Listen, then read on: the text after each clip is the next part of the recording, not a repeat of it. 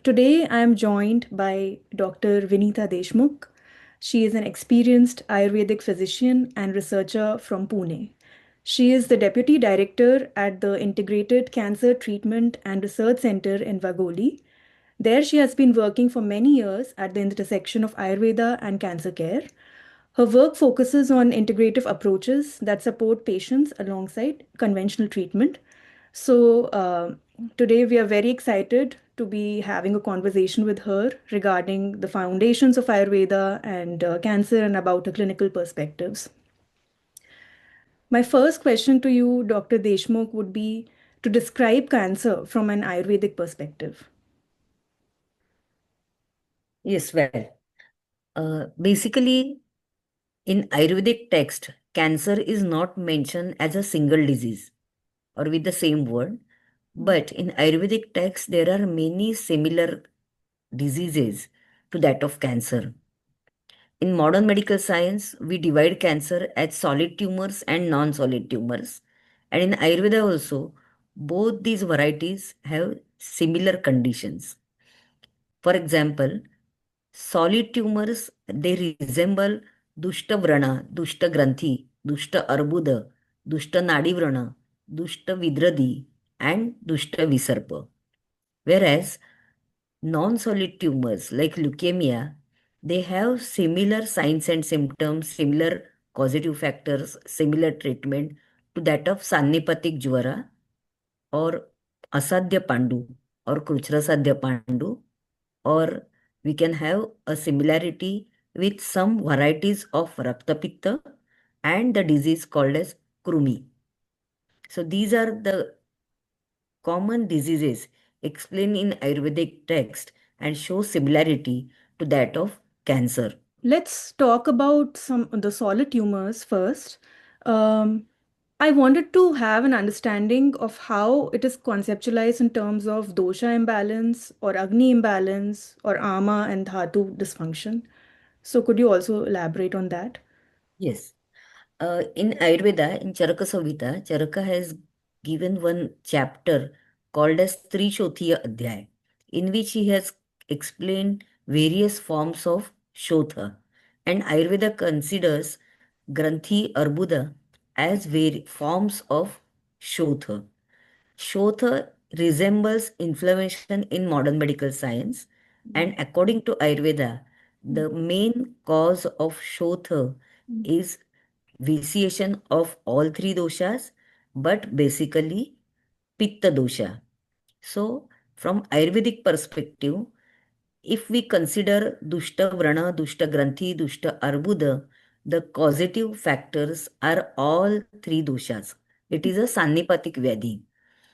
In Ayurveda, the terminology Sannipata means vitiation of all three doshas. So cancer is a disease of vitiation of all three doshas. So this is in terms of dosha consideration. But in specific types of cancer, there is a vitiation of one dosha at large extent. For example, if the growth is ulcerative, it's a very ulcerative and bleeding uh, type of growth, then we consider pitta dominance more as compared to vata and kapha dominance in terms of dosha. If the growth is irregular margin and if the growth is fungated, then we can differentiate according to dosha. If it has a irregular margin, we can consider dominance of vata dosha. So this is according to the dosha concept. If we will take consideration of the concept of dhatu, basically solid tumors have a vitiation of Mausa Dhatu. In Ayurveda, there is a terminology called as Mausa Pradoshaja Vikara. And these Mausa Pradoshaja Vikara are clearly explained in the form of Arbuda Granthi like diseases. And we, in case of cancer, we also can see that these solid tumors or space occupying lesions, they have a dominance of Mausadhatu. At the same time, they have a dominance or vitiation of Raktadhatu. So basically, while considering Dhatu concept, we have to take into consideration Mausa Dhatu and Rakta Dhatu in case of cancer. In case of Agni concept, we all know that Ayurveda has given more emphasis on the concept of Agni for development of all the diseases. Mm. A verse is given in Ayurvedic Samhitas, Rogaha sarvepi mandegno. That means all diseases are originated from Manda Agni, that is diminished digestive power. So similar thing is applicable in case of cancer. In all varieties of cancer, the basic cause of developing cancer is Agnimandya, that is the diminished digestive power or digestive fire. And in case of cancer, it is not only pertain up to Jataragni, but there is a vitiation of Dhatvagni, especially Mausa Dhatvagni and Rakta Dhatvagni. There are another important factors which influence development of arbuda or granthi, and these factors are like oja. Oja is the essence of all seven dhatus. When all seven dhatus are vitiated and they vitiate the essence, that is oja, that Mm. is also one of the important factors in development of any type of arbuda or granthi.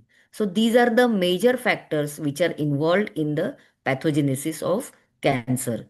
According to type of cancer, there are another factors explained in Ayurveda, like the involvement of organs, that is Koshtanga, involvement of Kala. So according to different types of cancer, there is the involvement of different elements involved in the samprapti or pathogenesis of cancer. Okay.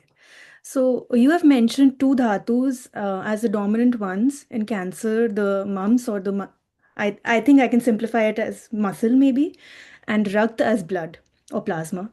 So my follow-up questions are, do these dhatus have a dominance of any of the three doshas in them? Yes, definitely. Ayurveda has clearly given a concept of Ashraya Shrayi Bhava, and there is another concept that how the disease is developed.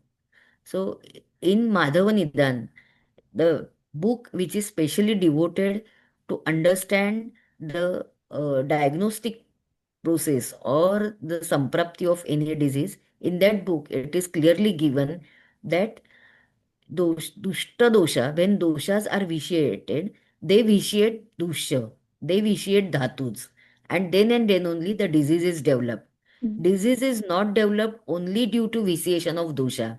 If the doshas are vitiated and not vitiating dhatus, that means there are development of symptoms, but there are not development, there is no development of any disease.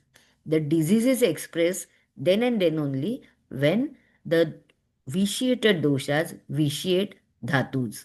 So when we say that Mausa dhatu is vitiated, definitely Kapha dosha, which is having similar property to that of Mausa dosha, has to be vitiated.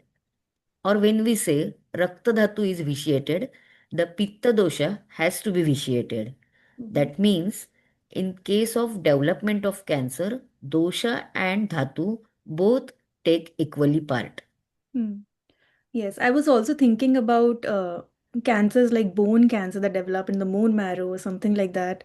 So, where there is no muscle or maybe rakt involved in the physical Yes, like sense. So, maybe it could be, like you said, an essence of the dosha that might be vitiated in those cases that may be causing it. So, it's yes, always due to the vitiation of doshas that is in the dhatu that the disease initiates. yes. In case of bone metastasis, we can consider Rakta dhatu as well as Asti dhatu, both. Okay, okay. So you gave a very good overview of the concepts of Ayurveda in cancer. So now we will jump to the clinical applications and patient care because you have a lot of expertise on this. My first question is, at what stage can Ayurveda be prescribed in cancer care? And from my understanding and from the understanding of the world, Ayurveda is always seen as a preventative form of medicine. It is also described as an adjunct therapy sometimes in cancer treatment. So, my question is, firstly, is it just used for prevention? And secondly, since it's labeled as adjunct therapy in many cases, is it only for symptom management or quality of life management, or can it also influence disease progression? Your first question was regarding prevention. So, the basic aim of Ayurveda is to prevent the disease rather than treating it when it is developed. So, the first aim is to prevent the disease, and second aim is to treat the diseases. Mm. So, as per aim of Ayurveda, not only cancer, but all lifestyle disorders can be well prevented if a person follows the rules of Ayurveda, that is, the dietary rules, the lifestyle related rules, or some rules laid by Acharya in the form of Rutucharya, following seasonal regime, Dinacharya, following daily regimes. So, if a person follows all these rules in Mm. his entire life, there are very less chances of development of cancer. So, Mm. this is a preventive aspect of cancer. Mhm. Again, prevention comes in two forms: primary prevention of cancer and secondary prevention of cancer. What I have talked till now was a primary prevention, Mm. but Ayurveda has a very important role in secondary prevention. I Okay. think we will speak more on that Mm. because secondary prevention means after completing conventional treatment in cancer patients, they always have a risk of developing recurrence or metastasis. And this risk of developing recurrence and metastasis can be well managed or can be prevented by using Ayurvedic medicines and Panchakarma. So, secondary prevention is also a very important area where Ayurveda can have its own ways to give lies to the patient. So Mm. that was the answer of your first question. Okay. And for your second question, that at what stage we have to start Ayurvedic treatment. Basically, Ayurvedic treatment is not only for the symptom management. Mm. Ayurveda, as we have seen, that there are similar conditions like Granthi, Arbuda, or Sannipatik Jwar to that of cancer. That means in Ayurvedic Samhita, the definite line of treatment is given for these diseases, which is applicable in cancer patients. But nowadays, surgery, chemotherapy, and radiotherapy are the gold standards for cancer treatment. Mm. So we should not advise patient that instead of this treatment you have to completely depend on Ayurvedic treatment. Mm. But it is essential to start Ayurvedic treatment from the day of diagnosis of cancer. Why? Because it not only helps to minimize the side effects of chemotherapy and radiotherapy, Mm. but it basically improves immune system of the patient Mm. and which is hampered in cancer patients. It also helps to improve the quality of life of patient. So symptom management is one area of Ayurvedic treatment, but apart from that, improving immune system, preventing recurrence, Mm. improving quality of life, and minimizing side effects of chemotherapy and radiotherapy, these are the areas where Ayurveda can contribute at a lot. Okay. Um, how do you modulate the immune system from an Ayurvedic perspective? Yeah. Concept of immunity uh, is not similar to that of concept of Vyadhikshamatva in Ayurveda. So the concept of immunity in Ayurveda and allopathy is different. In Ayurveda, the concept of Vyadhikshamatva is little bit similar to that of immunity, Mm. but this concept of Vyadhikshamatva depends upon many factors. If you want to Vyadhikshamatva of any person, first you have to understand what is the meaning of Vyadhikshamatva. Vyadhikshamatva means capacity of a person to debate with a disease or capacity of a person to get rid of that disease. So many factors are involved in the improvement of Vedic Shamatva. These factors are strength of that person, or Agni or digestion of that person, or the daily routine what the patient is following, or the age the patient is bearing. So there are many factors which have an influence on Vedic Shamatva. And this Vedic Shamatva can be improved with the help of Rasayana Chikitsa, that is immunomodulatory treatment mentioned in Ayurvedic text. Rasayana Chikitsa is a special branch of Ayurveda. In Ayurveda, there are total 8 branches called as Ashtanga Ayurveda, or 8 branches of Ayurveda. Among these 8 branches, Rasayana Chikitsa is very important branch, which is essential for remaining 7 branches, because Rasayana Chikitsa helps a person to build their immunity, and this Rasayana is of 2 types. One is the Rasayana which is taken as a medicine, and another is the Achar Rasayana. Achar Rasayana means following good code of conduct. That also has an influence on your body. And the medicine form of Rasayana, there are many examples. Like we all know Kumari, that is aloe vera. It's the best example of rasayana. Or asparagus, shatavari, it's the best example of rasayana. If a person consumes this rasayana after completing conventional treatment or during chemotherapy, the immunity remains normal, and there are very less chances of aggression of the disease. So rasayana chikitsa plays very important role in cancer management. And another part is Panchakarma treatment. I will speak more detail on that. But Panchakarma is a detoxifying treatment which really helps cancer patient for preventing from secondary prevention.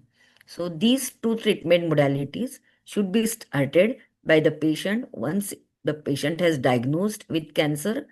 Rasayana Chikitsa should be done initially, and Panchakarma should be done once the patient gains a proper strength and after completing conventional treatment. Hmm. I was thinking if Rasayan Chikitsa or Panchakarma, which is what boosts the immune system of a patient, can it, are there any studies being done to see if they can be paired with the modern day immunotherapy treatment to increase the chances of success of that treatment also? Because a part of the reason that those treatments don't work is also because the patient's immunity is weak and also there are not enough T cells to fight. Yes. Yes. Actually, in our institute also, we have done this study about Rasayana Chikitsa, especially in triple negative breast cancer patients or BRCA1, BRCA2 mutated breast cancer patients. They have limited survival. After completing conventional treatment, especially triple negative breast cancer patients have a fair chance of developing recurrence and metastasis within first 3 years of the life. And the main cause for that is that they do not have a option of conventional hormone treatment due to lack of receptors, that is ER, PR, and HER2 receptors. And if we think the pathogenesis of these patients from Ayurvedic perspective, you will come to know the main reason is low immune system. So in these patients, what we have done, that after completing conventional treatment, we started giving them Rasayana Chikitsa, focusing on Rasayana Chikitsa, and along with that, the Shamana Chikitsa was also given. And during the course of first 3 aggressive period of developing cancer, we treated them with 4 sets of Panchakarma. One set was for 14 days. So that patient underwent 4 sets of Panchakarma along with 3 years complete course of Rasayana Chikitsa. And what we have done, that one group was treated like this and another group was kept under observation only. And we compared the cytokines IL-1, IL-6, IL-8, IL-10, then reactive oxidative stress of these patients. And we have also studied the survival pattern of these patients. And it was a observation that survival pattern was very good in study group patients compared to control group patients, as well as the cytokine study established the fact that our Ayurvedic medicines are improving immune system. So such type of study we have done in our center, and I think in other centers also some single drug studies must have been done. Very interesting to know this.